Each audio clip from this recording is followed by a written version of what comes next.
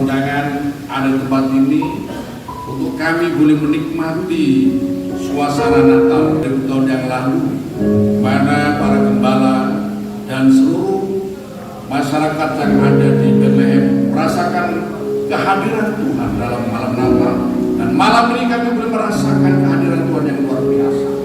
Terima kasih ya Bapa surga, kami tahu ada tantangan kami dan Kau menyiapkan berkat khusus untuk setiap kami yang datang dalam hadirat Tuhan di malam Natal ini. Dan sebentar kami akan sambut firman-Mu, mari Tuhan berbicara pada setiap kami, mengurapi dan memberkati umat Tuhan melalui hamba-Mu yang tak urapi. Terima kasih Bapa surga, kami sambut firman Tuhan dengan sukacita dalam nama Yesus Kristus yang siap diberkati. Katakan amin. Silakan duduk kembali ya. Shalom Ibu Bapak dan saudara-saudara semuanya. Shalom ya. Nama Tuhan, saya ucapkan selamat Natal. Sebelumnya saya ucapkan terima kasih pertama untuk Bapak Gembala yang telah memberikan kepercayaan kepada saya. Ya, ini satu kehormatan untuk saya boleh menyampaikan pesan firman Tuhan kepada jemaat Tuhan yang hadir di tempat ini. Ya, juga kepada Ketua Panitia. Ya, terima kasih sekali sudah sekali lagi juga mengundang saya ya melalui Bapak Kepala untuk boleh menyampaikan pesan firman Tuhan ya. Bapak Ibu kasih dalam Tuhan semuanya bahagia ya.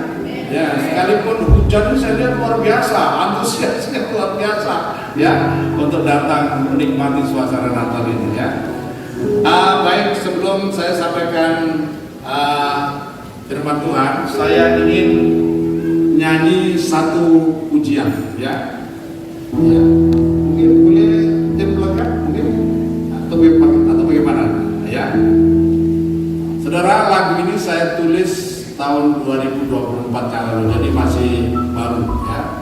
Nanti kalau saudara mau belajar lagu ini boleh membuka YouTube Yones.com ya. Jangan lupa di subscribe ya, di komen dan share juga ya saudara ya. Ya. Oke ya. Semoga lagu ini boleh menjadi berkat buat saudara semuanya. Saya kasih judul Tiada yang Sepertimu.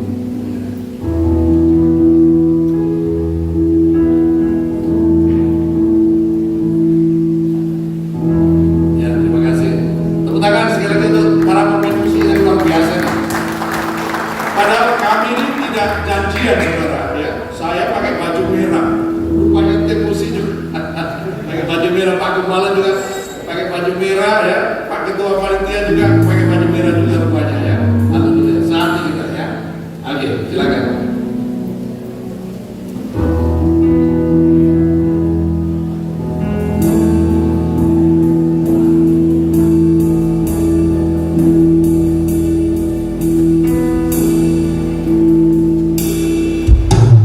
Tiada yang sepertimu di bumi dan di surga. Yesus nama di atas segala nama, dulu sekarang dan selamanya.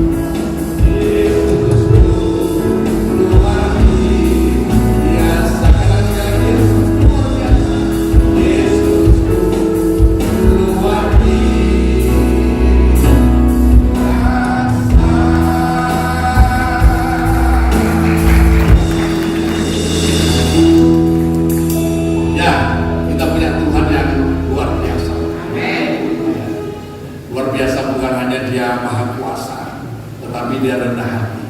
Di malam Natal telah menyatakan diri hadir dalam bayi yang kudus. Ya, terima Tuhan. Dalam Natal di tempat ini kita ada tema yaitu Allah hadir untuk menyelamatkan keluarga. Dan ini merupakan tema nasional tema nasional. Allah hadir untuk menyelamatkan keluarga. Baik, kita buka dahulu Matius pasal yang pertama ayat 21 sampai 24. Saya akan bacakan untuk Bapak dan Saudara Matius pasal yang pertama ayat 21 saya akan baca dari sana saja supaya lebih cepat Boleh saya mohon izin jemaat Tuhan semuanya bangkit berdiri kita menghormati firman Tuhan Sebaiknya barangkali kita bergantian membacanya Saya baca ayat yang ganjil, nanti Bapak dan Saudara membaca ayat yang genap, kecuali ayat 24 nanti kita akan baca bersama-sama Matius pasal 1 ayat 21. Ia akan melahirkan anak laki-laki dan engkau akan menamakan dia Yesus, karena dialah yang akan menyelamatkan umatnya dari dosa mereka. 22.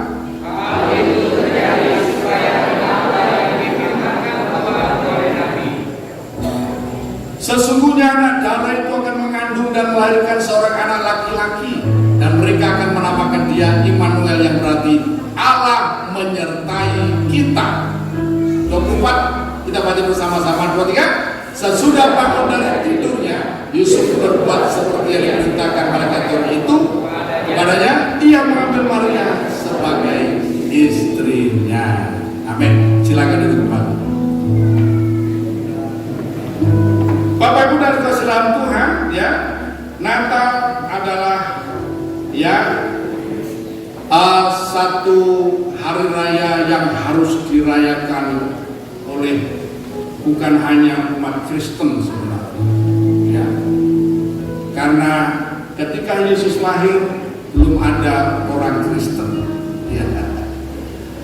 Saudara, yang pertama kali merayakan Natal itu justru para malaikat di surga.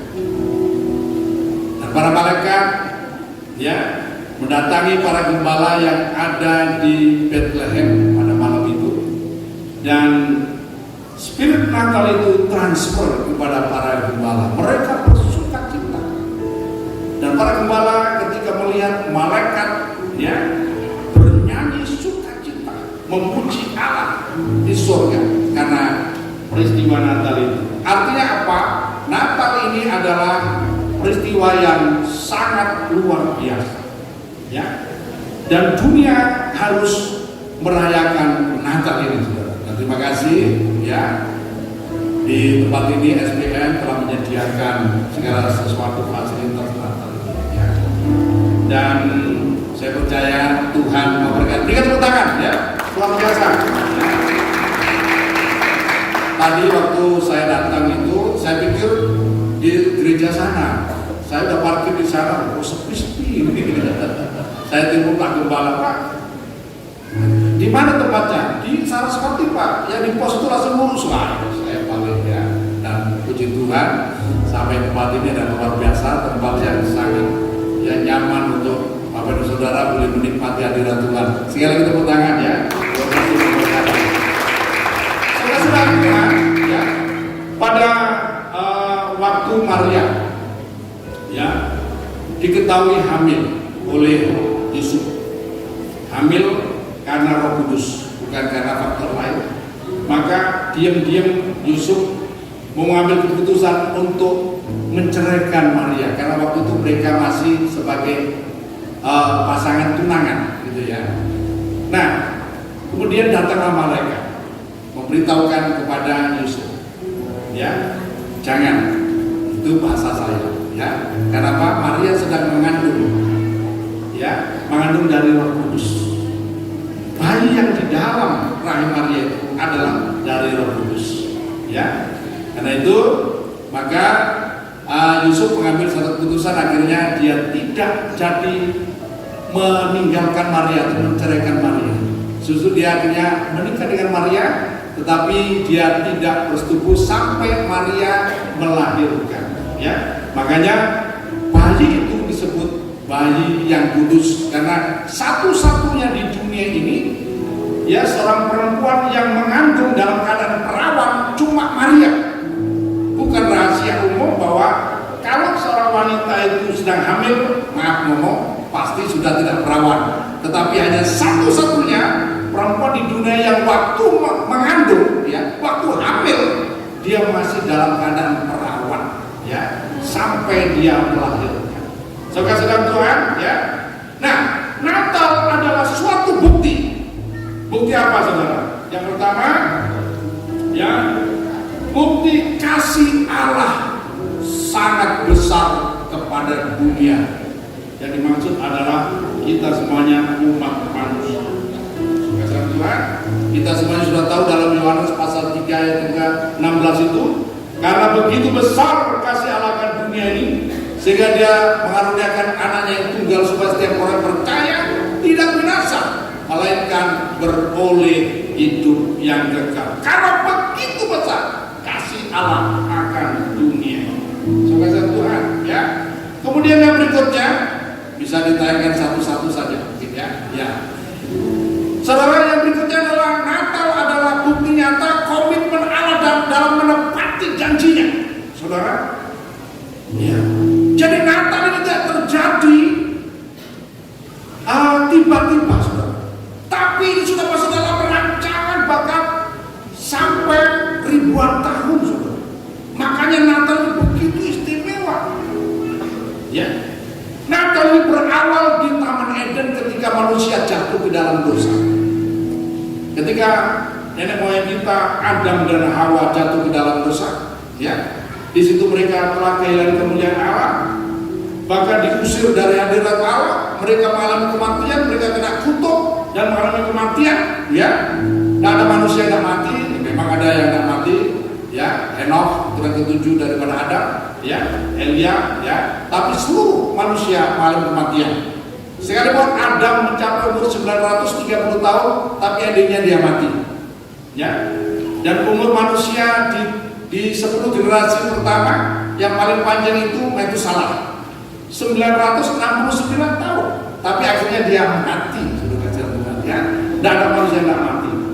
Saudara Tuhan, maka sesuai dengan rancangan Allah yang pertama bahwa manusia itu diciptakan segambar dengan dirinya, imago Dei, dan manusia itu dirancang untuk kekal, tidak mengalami kematian. Saudara, maka Allah mulai merancang untuk memulihkan keadaan manusia yang sudah berdosa itu ketika dia sampaikan firman-Nya di Taman Eden, ya, waktu dia berbicara kepada ular. Aku akan mengadakan permusuhan antara kamu, antara engkau dan perempuan ini, antara keturunanmu dan keturunan perempuan ini. Keturunan perempuan ini akan meremukkan kepalamu dan keturunanmu, dan kau akan meremukkan tumitnya. So, kasih Tuhan, ya. Jadi Allah mau menjanjikan keturunan perempuan, saudara, yang akan menghancurkan iblis dan akan memulihkan keadaan kita. Jadi Natal itu adalah menantikan atau merayakan kelahiran keturunan perempuan.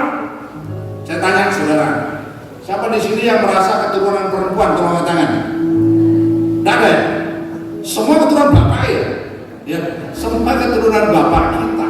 Ya, tidak ada manusia keturunan perempuan. Hanya satu-satunya manusia di dunia ini yang keturunan perempuan, hanya Yesus. Keturunan perempuan, sebab tidak ada benih laki-laki, ya, waktu Yesus dikandung di rahim Maria. Ya, benar-benar Yesus adalah benih daripada Roh Kudus, menjadi keturunan perempuan yang akan menghancurkan pekerjaan iblis dan pekerjaannya. Saudara Tuhan, dan kemudian sepanjang sejarah, ya, kita tahu, saudara, kemudian Allah memilih, ya, generasi yang akan melahirkan keturunan perempuan ini, tidak sembarangan. Saudara, Kita semuanya tahu generasi pertama dari Adam ya, Adam, Set, Enos, Kenan, Malaleel, Yared, ya, Yared, Henok, kemudian Metusalah, Lamek, dan Nuh, saudara. Itu 10 generasi, saudara, dipilih. Tapi sebenarnya keturunan Adam itu banyak sekali.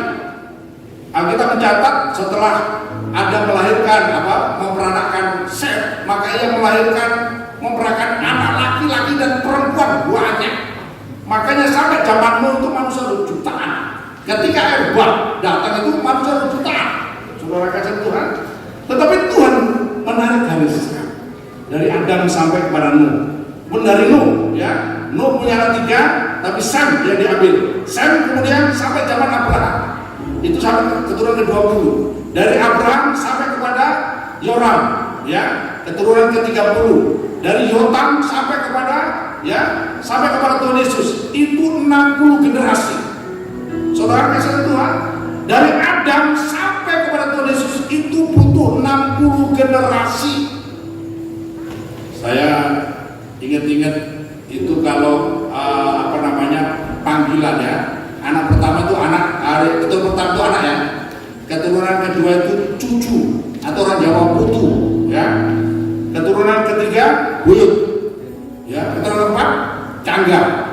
Keturunan kelima wareng. Gitu. Ya. Ya. Keturunan keenam udek-udek. Ya. Keturunan ke-7 gantung siwur ya. Sampai keturunan ke-8 lupa saya ya. Keturunan ke-9 ketepok gosok. Ya, keturunan ke-9 itu ketepok gosok. Ya. Keturunan ke-10 ya gali asem. Keturunan ke-11 cari sendiri keturunan. Ya. Tapi luar biasa Tuhan ya. Ini sampai keturunan ke-60. Ya. Jadi membuktikan bahwa Tuhan itu komitmen dengan rencananya. Plan Tuhan anak kita itu, saudara. Jadi di zaman Yesaya, zaman para nabi Israel, Tuhan memerintahkan kepada Yesaya itu bernubuat ini, ya. Pada Yesaya pasal yang ke-7 ayat 14, ya, anak yang dilahirkan itu seorang perempuan muda akan melahirkan seorang anak laki-laki dan ia akan dinamakan Immanuel. Ya, Immanuel. Ngomong ada sini yang namanya Immanuel? Ada? Ya, sebenarnya Immanuel itu hanya cocok untuk Yesus. Tapi sekarang dipakai di mana-mana juga Immanuel, Allah bersama dengan kita. Ya, tapi tidak apa-apa lah ya. Saudara Tuhan ya. Kemudian saudara pada Mika pasal yang kelima ayat yang pertama, ya, Nabi Mika itu pada abad ke-8 sebelum Masehi juga menuliskan nubuat tentang di mana Mesias ini, yaitu keturunan perempuan ini akan dilahirkan. Itu jelas, ya, tidak dilahirkan di Denpasar, tidak dilahirkan di mana, tapi dilahirkan di Bethlehem. Itu sebuah kota di mana, ya, Daud dilahirkan. Karena Mesias ini akan disebut sebagai anak Daud, ya. Yesus anak Daud, makanya kita mengenal sebutan Yesus anak Daud, kasihanilah aku. Saudara Tuhan, dan ini saudara sebenarnya tidak masuk akal. Kenapa? Yusuf dan Maria pada waktu itu mereka adalah sudah menjadi warga kota Nazaret di Galilea, ya. Namun tiba-tiba saja saudara Kaisar Agustus memerintahkan semua warga harus cacat jiwa, harus kembali kepada kota asalnya. Ini sesuatu banget. Apakah secara kebetulan? Tidak. Semua masuk dalam rancangan daripada Allah. Akhirnya Yusuf dan Maria harus pergi dari Nazaret, pergi ke Yerusalem, pergi ke Bethlehem. Ya, itu kurang lebih 200 km. Zaman itu tidak ada pesawat, jangan ke pesawat. Ya, saudara, mobil pickup aja ada, belum ada, saudara. Jadi ada naik onta, orang hamil naik onta. Ya, saudara, dari Nazaret ke Bethlehem dan sampai di Bethlehem tidak ada tempat penginapan bagi mereka. Apakah ini kebetulan? Tidak. Karena Yesus akan disebut anak domba Allah, maka dia dilahirkan di kandang domba. ya, menghimpun domba-domba persembahan khusus para imam untuk Tuhan. Saudara Tuhan, ya. Maka Yesus dilahirkan di sana. Semua tidak ada yang kebetulan terjadi. Jadi semua dirancang Tuhan. Jadi Natal membuktikan bahwa Allah itu sanggup untuk menepati setiap janjinya dan setiap rencananya, termasuk janji untuk saya dan untuk saudara. Amin. Ya. Ada di sini yang menjelang akhir tahun ini yang berpegang pada janji Tuhan yang belum digenapi. Ada? Ya, saya percaya nanti Tuhan akan genapkan. Ya, saya berdoa semoga akhir tahun digenapi sehingga masuk tahun baru menikmati janji Tuhan itu. Amin. Sebagai Tuhan yang berikutnya adalah Natal. Ya, ya. Natal menyatakan kasih setia Allah kepada kita semuanya. Allah kita itu Allah yang berlimpah dengan kasih dan setia. Karena itu jangan takut, saudara. Makanya saya tuliskan juga menjadi sebuah lagu, ya. Saya karena hobi menulis lagu, saudara, ya. Saya tuliskan menjadi sebuah lagu, ya. Beratkah bebanmu, teman, menjalani hidupmu? Mungkin kau merasa cemas tentang masa depanmu. Ya, nanti kalau saudara kepingin tahu lagu ini, buka YouTube-nya. Saudara bisa nyanyikan itu, saudara kasih Tuhan. Ya, Tuhan itu berlimpah dengan kasih setia. Dan Yesaya pasal 54 ayat yang ke-10, biarpun gunung-gunung beranjak dan bukit-bukit bergoncang di dalam laut, tapi kasih setiaku tidak akan pernah beranjak daripadamu. Amin. Saudara percaya ini? Tepuk tangan untuk Allah kita, saudara. Dan saudara Tuhan, itulah kenapa Natal harus kita rayakan. Umat Kristen harus antusias dalam merayakan Natal. Karena Natal itu begini, ya, menyatakan kasih Allah yang besar kepada dunia. Jangan sampai nanti ada istilah bertepuk sebelah tangan, ya. Allah sungguh mengasihi kita dan kita ini malah, ya, nggak peduli. Kayak kena penyakit 4R, ya. Apa 4R? Letih, lesu, loyo, yang terakhir jelek sekali, lola. Sekasih Tuhan, ya. Nah, jadi Natal ini adalah, ya, sekasih Tuhan, pernyataan juga menyatakan pribadi Allah, pengungkapan rahasia Allah yang luar biasa. Firman Tuhan katakan dalam Yohanes pasal 1 ayat 18, tidak seorang pun pernah melihat Allah, tidak seorang pun pernah melihat Allah, tetapi anak tunggal Allah itu boleh menyatakannya kepada saya dan saudara. Ya, atau saya bacakan dalam Yohanes pasal 1 ayat 18 supaya tidak ngarang saya, saudara, ya. Yohanes 1 ayat 18 demikian firman Tuhan. Ya, tidak seorang pun yang pernah melihat Allah, tetapi anak tunggal Allah yang ada di pangkuan Bapa, dialah yang menyatakannya. Kenapa bayi Yesus begitu istimewa sampai malaikat pun memuji Tuhan? Bagaimana perhatian para majusi itu ahli-ahli keagamaan dari Persia itu datang mencari bayi Yesus, ingin apa? Menyembah dan mempersembahkan persembahan-persembahan mereka. Kenapa?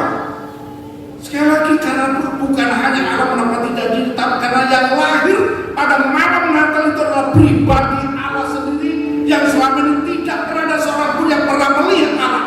Saudara, di sini katakan Allah hadir untuk menyelamatkan keluarga. Saudara Tuhan, ya, siapakah Yesus itu? Kita semuanya sudah tahu dalam Yohanes pasal yang pertama ayat 1 sampai 3, pada mulailah firman itu bersama-sama dengan Allah dan firman itu adalah Allah. Amin. Firman itu adalah Allah. Segala sesuatu diciptakan oleh Dia dan tanpa Dia tidak ada satu pun yang terjadi. Ya. Kemudian ayat yang ke-14, firman itu telah menjadi manusia. Firman itu telah menjadi manusia. Ya, tadi kita sudah nyanyikan juga. saudara, ya. Firman itu telah menjadi manusia, saudara.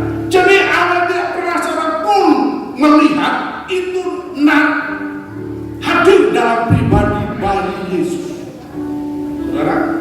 Makanya ketika murid-murid bingung waktu itu ya, dalam Yohanes pasal 14, ketika Tuhan Yesus menyatakan dirinya, akulah jalan dan kebenaran dan hidup, tidak seorang pun datang kepada Bapa kalau tidak melalui aku. Kemudian Filipus bertanya, meminta, ya bukan bertanya, meminta, Guru, tunjukkanlah Bapa itu kepada kami, itu sudah cukup.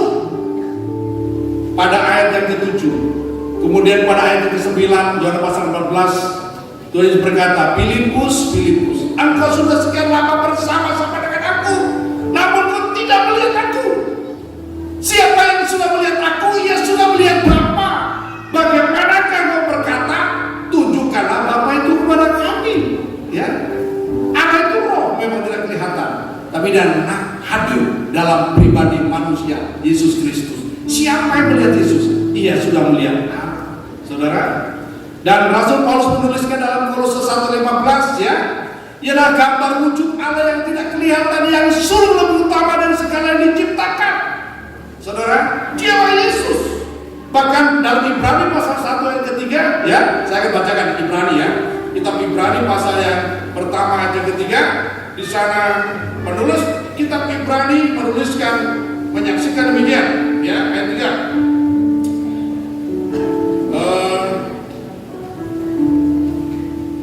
Nanti dulu. Ibrani, ya, saya salah. Bukan sebenarnya. Ibrani pasal yang pertama ayat ketiga, ia adalah cahaya kemuliaan Allah dan gambar wujud Allah, dan menopang segala yang ada dengan firman-Nya yang penuh kekuasaan. Ya, ia adalah cahaya kemuliaan Allah dan gambar wujud Allah. Ini penulis kita sedang menjelaskan siapakah Yesus. Dia adalah cahaya kemuliaan Allah, ya, dan gambar wujud Allah yang menopang segala sesuatu dengan firman-Nya yang berkuasa. Hari ini kalau kita ini bisa tenang di sini, kenapa? Semua ditopang oleh firman Kristus yang penuh kekuasaan. Hari-hari ini kita ini mendengar berita-berita, saya ini ngerus saudara ya, berdoa banyak. Saudara kita di Padang, di Sumatera Barat ya, ditimpa dengan bencana. Kemudian di Tapanuli Selatan, Tapanuli Utara, ada yang dari Tapanuli? Ya, iya.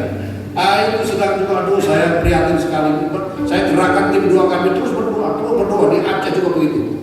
Bahkan saya juga baca, lihat di YouTube itu di Arab Saudi sekarang lagi banjir juga.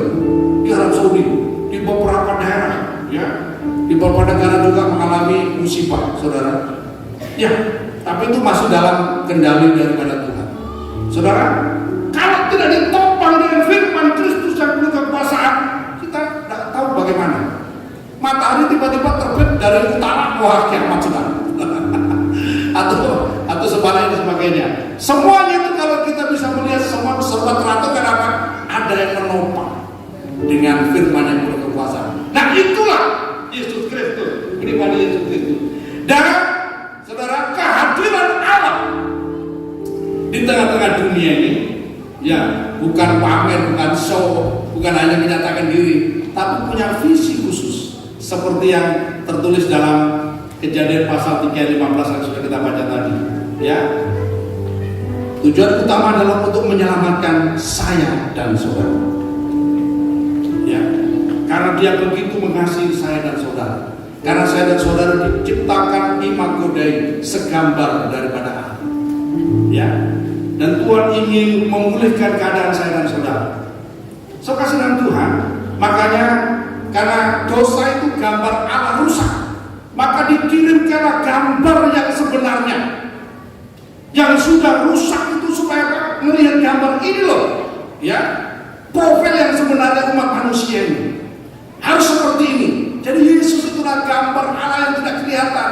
Kalau kita mau menjadi manusia yang sejati, manusia yang benar, teladani Kristus. Dia adalah manusia sejati, gambar Allah yang sempurna, saudara. Dari segi apa saja, karakternya kah, perkataannya kah, perbuatannya kah, semuanya menunjukkan kesempurnaan. Dan kita bisa menteladani dia, ya, dari kelahiran sampai kenaikan ke surga, ya. Bahkan ketika dia, saudara, disalib pun dia masih bisa mengampuni. Bapa, ampunilah mereka karena mereka tidak tahu apa yang mereka sedang perbuat. Nah, ini sesuatu yang luar biasa. Itu teladan saya terhadap saudara. Saudara sekalian Tuhan, ya. Jadi kehadiran Yesus, kehadiran Allah dalam rupa manusia adalah untuk menyelamatkan dunia dari dosa dan kebinasan kita. Yang pertama, ya, dari dosa dan kebinasan. Yesus sadar, Yesus bukan hanya dilahirkan jadi manusia saja, tetapi visi utama dia harus menjadi korban penebusan untuk saya dan untuk saudara. Makanya lambang kekristenan kenapa salib? Salib itu lambang kutuk. Ya, Yesus mati disalib secara terkutuk mengerikan, saudara.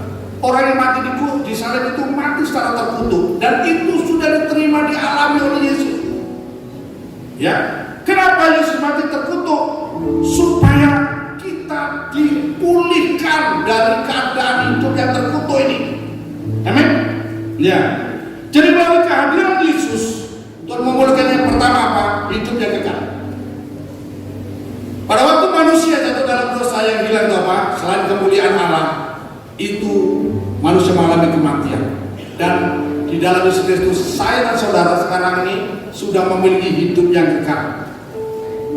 Dan saya minta tolong kasih tahu kepada kiri kanan saudara, di dalam Yesus engkau punya harta karun, yaitu hidup yang kekal. Hidup kekal, saudara. Ya, itu saudara milik. Saudara mau beli berapa itu? Udah ternilai harganya. Kemudian kemuliaan Allah dipulihkan, saudara. Saudara sekarang dibenarkan di dalam Tuhan Yesus Kristus. Status saya dan saudara sekarang ini bukan lagi orang berdosa. Memang Roma pasal 3:23 semua orang sudah berbuat dosa dan telah kehilangan kemuliaan Allah. Tetapi, ya, oleh karena darah Yesus kita dibenarkan dengan cuma-cuma. Sekarang status saya, status saudara adalah orang benar. Saya minta kasih tahu pada kiri kanan saudara, statusmu adalah orang benar. Ya, jangan macam-macam. Jangan suka tipu-tipu, amin. Orang benar suka tipu-tipu, ya, nggak ada cocok, ya, ya. Atau orang benar suka ngotel-ngotel, nggak ada cocok, kan? Ya, status saya saudara orang benar, ngomong yang benar, berpikir yang benar, ya, berbuat yang benar, melakukan apa saya benar, ya. Kenapa? Status saudara orang benar, ya.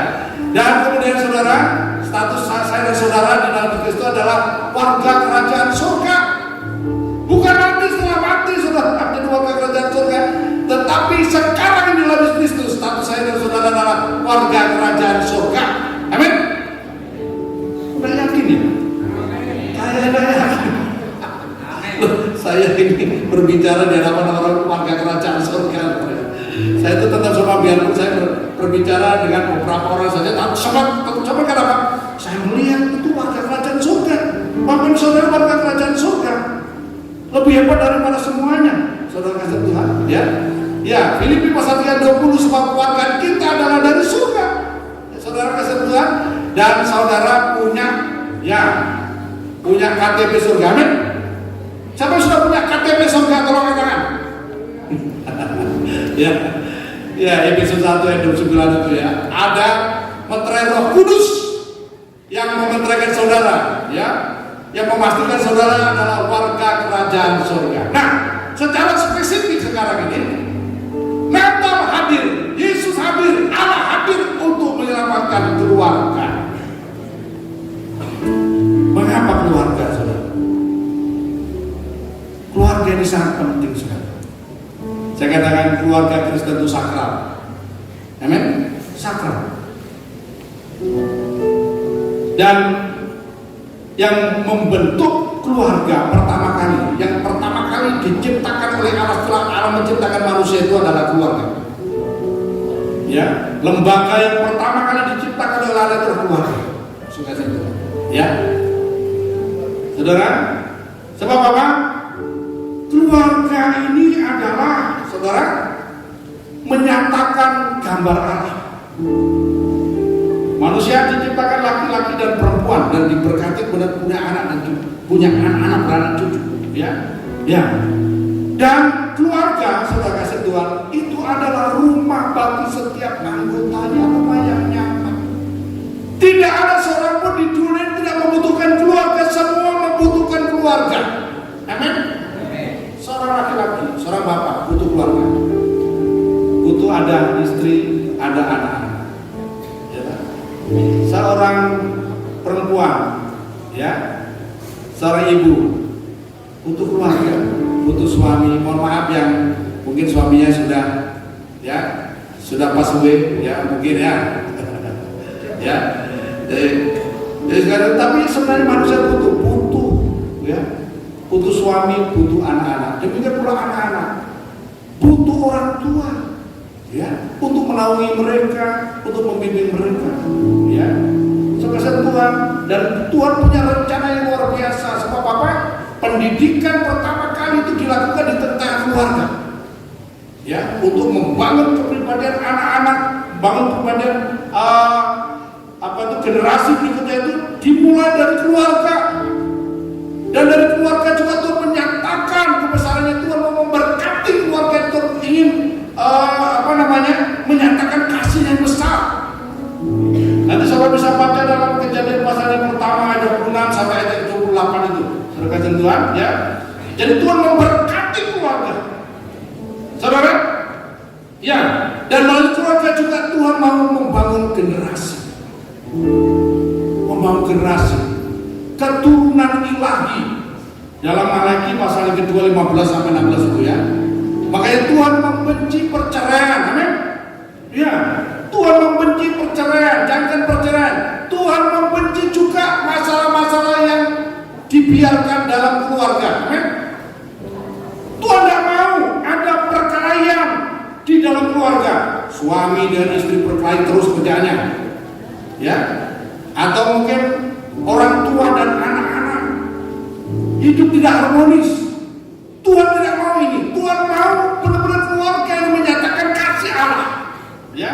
Suami akan berlaku sebagaimana adanya. Suami juga suami, kasihlah istrimu. Kemudian tugas daripada istri, apa tugas istri?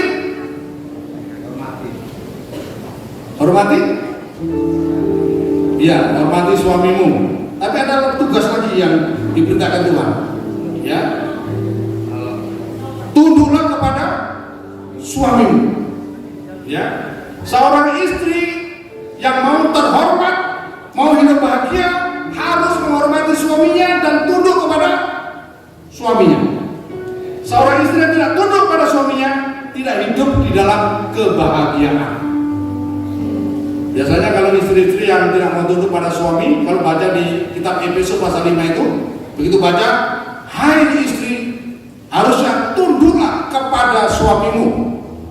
Tapi dia mungkin alasan penjelasannya kurang jelas, dibaca, hai istri, tunduklah kepala suamimu. Wah, makanya suaminya jarang pulang. Kenapa? Takut sama istri, ditanduk sama istri. Tapi di sini ada, ya, semua istri baik, ya, amin. Ya, istri yang takut akan Tuhan, yang mau tunduk pada firman Tuhan. Nah, saudara Tuhan, Natal ini ingin memulihkan. Tuhan ingin memulihkan keluarga, ya, supaya apa? Di penghujung tahun ini keluarga-keluarga akan dipulihkan kembali, ya. Suami-suami akan menempatkan diri sebagai kepala daripada istri dan kepala daripada anak-anak di keluarga. Istri-istri akan menempatkan diri sebagai penolong yang setia, yang baik, dan pasti ada mujizat terjadi, ya, di tahun ini, sehingga tahun depan saya akan melihat bukti mujizat itu nyata, ya. Dan nanti anak-anak akan merasa bahagia, bapak-bapak melihat orang tuanya, ya, sukacita dalam bapak kebahagiaan. Saudara kasih Tuhan.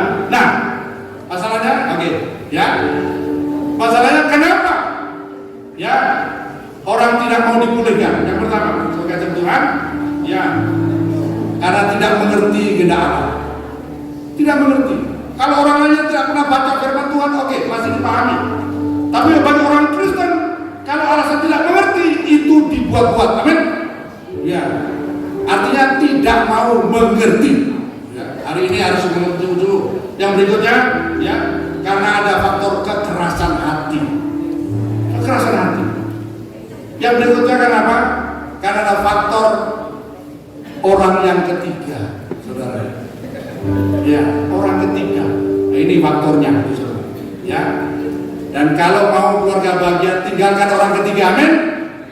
Tinggal orang ketiga, ya, harus dengar suara Tuhan saja supaya keluarga boleh dipulihkan. Dan kiranya malam hari ini, saudara, pesan firman Tuhan yang saya sampaikan, ya, boleh mendarat di setiap hati saudara, dan saudara boleh mengalami pemulihan.